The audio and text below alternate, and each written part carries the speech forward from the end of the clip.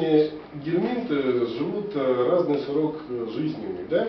Какими-то можно заразиться от себя самого, любимого, остричцами теми же самыми. Там она пожилая остричка, выползла, самочка отложила яички, а в тот момент, когда их выкладывает, она еще выделяет ортовалериановую кислоту, которая, собственно, вызывает вот это вот раздражение сильнейшее. Для чего делается? Для того, чтобы человек почесал, с этого места их забрал и распространил по другим местам. То есть она вынуждает хозяина заниматься распространением еще, да? А тем более чаще всего это происходит где-то под утро, когда человек спит, когда у него задний проход расслабляется, и в этот момент она, значит, может спокойно выползти наружу и продлить свое потомство. Почесался человек, да, утром встал, руки не помыты, что-то носу поковырялся или еще что-нибудь сделал, да, все, яички попали в желудочно-кишечный тракт, и начался новый цикл, да, еще 30-40 дней ему обеспечено формирование новых вот этих червячков. Там аскарида живет подольше, у аскарида вообще там цикл немножко другой, то есть когда мы получаем яйца аскарида, проглатываем в кишечнике, там, она очень быстренько из яйца вылупляется личиночка. Эта личинка пробуравливает стенку кишечника, попадает в кровеносный сосуд. С током крови она попадает в легкие. И здесь, потому что ей для дальнейшего развития нужно большое количество кислорода.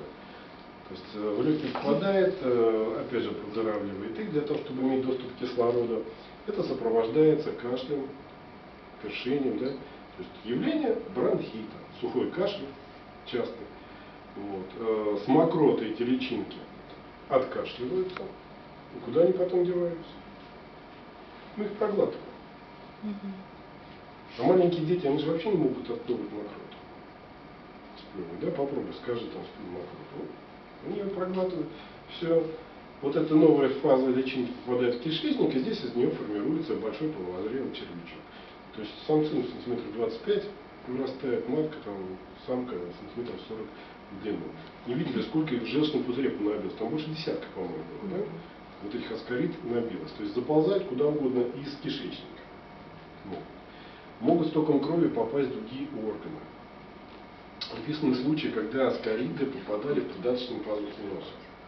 То есть гайморовую пазуху. И там же лечат гайморида, и пока эта там аскарида не сдохнет, опять же, если она погибнет, там начнется гниение, опять будет лечить упорно врачи гайморид. Есть еще одни из гельминтов, которые довольно широко распространены в России. Называется лысоглав.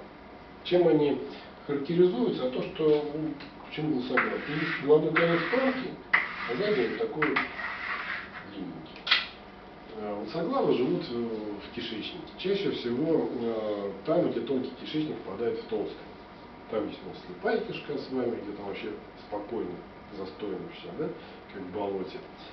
Они вот этим кончиком своим стенку кишечника продырявливают, к сосудику добираются, и сосуд